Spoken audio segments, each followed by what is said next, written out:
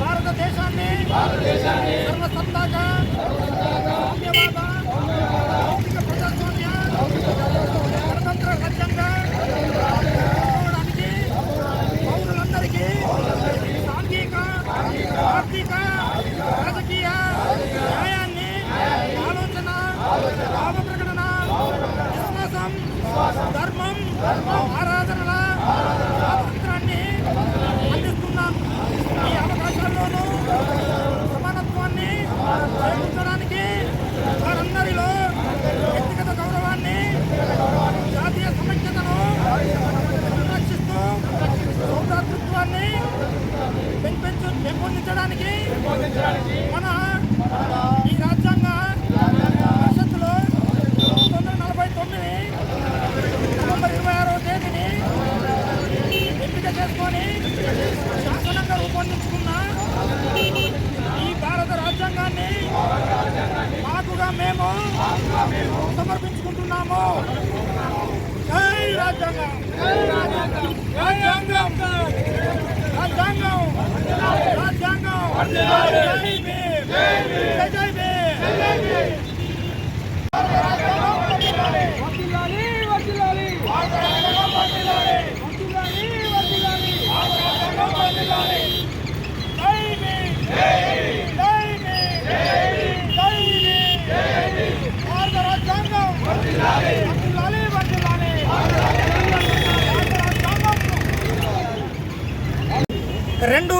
రెండు వందల సంవత్సరాలుగా పరాయి పాలన అయినటువంటి బ్రిటిష్ పాలనలో మగ్గి ఇవాళ 1947 ఆగస్టు 15న స్వాతంత్రం పొందిన తర్వాత మనల్ని మనం పాలించుకోవడానికి మనకు ఒక రాజ్యాంగం అవసరం కాబట్టి ఆ రాజ్యాంగం రచన చేయడానికి మరి అప్పుడు ఉన్న పెద్దలు మరి ఒక కమిటీ వేయడం జరిగింది.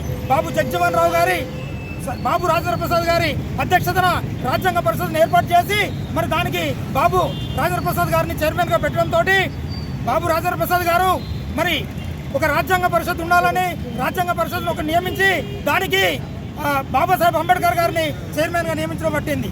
మరి దాన్ని బాబాసాహెబ్ అంబేద్కర్తో పాటు ఇంకొక 6 సభ్యులను నియమించి మరి భారతదేశానికి ఒక రాజ్యాంగాన్ని అందించవలసిందిగా కోరగా మరి దాంట్లో ఉన్న 6 సభ్యులతో పాటు భారతరత్న బాబాసాహెబ్ అంబేద్కర్ గారు కూడా తీవ్రంగా కృషి చేయడం జరిగింది. అందులో ఉన్న 2 మరి అనారోగ్యం కారణంగా ఇంకో 2-3 వాళ్ళ వ్యక్తిగత కారణాలతోటి రాజకీయాల్లో పనిచేస్తే దాంట్లో ఎవరు కూడా సహకరించకపోయినా కూడా బాబాసాహెబ్ అంబేద్కర్ ఒక్కరు మాత్రమే ఇవాళ ఆయన సర్వశక్తులు ఒడ్డి ఇవాళ దేశం కోసం, దేశ భవిష్యత్తు కోసం, దేశ ప్రజల కోసం, ఇవాళ అణగారిన వర్గాల కోసం తన కుటుంబాన్ని సైతం పక్కన పెట్టి ఇవాళ 2 సంవత్సరాల 11 నెలల 18 రోజులు మరి భారత రాజ్యాంగాన్ని రాయడం జరిగింది. దాంట్లో కూడా వివిధ దేశాల రాజ్యాంగాలని, ప్రజాస్వామ్య రాజ్యాంగాల్ని సంపూర్ణంగా చదివి ఇవాళ అవగాహన చేసుకొని మరి ఒక బ్రహ్మాండమైన లిఖితపూర్వక అతిపెద్ద రాజ్యాంగాన్ని మరి అందించడం జరిగింది. మరి ఈ కారణంగా ఆ భారత రాజ్యాంగాన్ని మరి 1949 నవంబర్ 26వ తారీఖున మరి రాజ్యాంగ పరిషత్ ఆమోదించడం జరిగింది.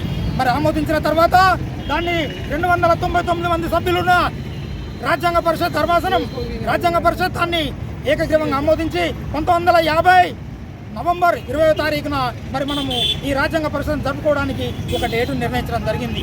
మరి మిత్రులారా, ఇవాళ మనం చదువుతాలకు ఒకసారి వెనుక వెళ్ళవలసిన అవసరం ఉన్నది. మరి 49 నవంబర్ 26ల ఆమోదింపబడితే నవంబర్ 1950 మరి అమలు చేయబడతాయి. 1920 జనవరి 26న మరి ఎలా జరుపుకున్నారో అనే దాన్ని మనం ఒక ఆలోచన చేయాలి. అయితే అప్పుడున్న 1930లో మనకు స్వాతంత్రం రాకముందే మరి అప్పుడున్న రాజకీయ నాయకులు బాబా నెహ్రూ గారు కలిసి వీళ్ళంతా సంపూర్ణ స్వరాజ్ పేరుతోటి ఒక మహా ఉద్యమాన్ని చేస్తే దానికి లక్షలాదిగా మంది తరలి వచ్చేసి దానికి ఉద్యమానికి మద్దతు తెలపడం జరిగింది. దానికి గుర్తుగా 1930 జనవరి 20వ తారీఖు నుండి గణతంత్ర దినోత్సవంగా ఏర్పాటు చేసుకోవడం జరుగుతుంది. మరి దాన్నే ఇలా చేసుకోవడం జరుగుతుంది. మరి అన్ని రాజ్యాంగాలు చూసుకుంటే అంత మామూలుగా ఉంటే కేవలం మన భారత రాజ్యాంగం మాత్రమే భిన్న మతాలు, భిన్న భాషలు, భిన్న సంస్కృతులు, అణగారిన వర్గాలు, అంటరాని వర్గాలు, ఇవాళ ఇంతమంది జనాభా కలిగిన ఈ రాష్ట్రానికి మరి రాజ్యాంగాన్ని అందించడం అంటే అది మామూలు విషయం కాదు. ఇది బాబాసాహెబ్ అంబేద్కర్ గారికి ఒక్కరికి మాత్రమే చెల్లింది. కాబట్టి ఈరోజు ఆ బాబాసాహెబ్ అంబేద్కర్ గారిని మనం స్మరించుకొని మన దేశాన్ని మనలో మనము ఎలా సంస్కరించుకున్నామో, ఎలా పాలించుకున్నామో మరి అలా పాలించుకోవడం జరిగింది. ముఖ్యంగా ఈ సందర్భాన్ని పురస్కరించుకొని ఆ రోజున్న భారత రాజ్యాంగంలోని మొదటి పీఠికను ఇవాళ మేమందరం కూడా పాటిస్తామని మేము ఈరోజు మీ ముందట మేము చెప్పిస్తామని సందర్భం తెలియజేస్తూ ఉన్నాం.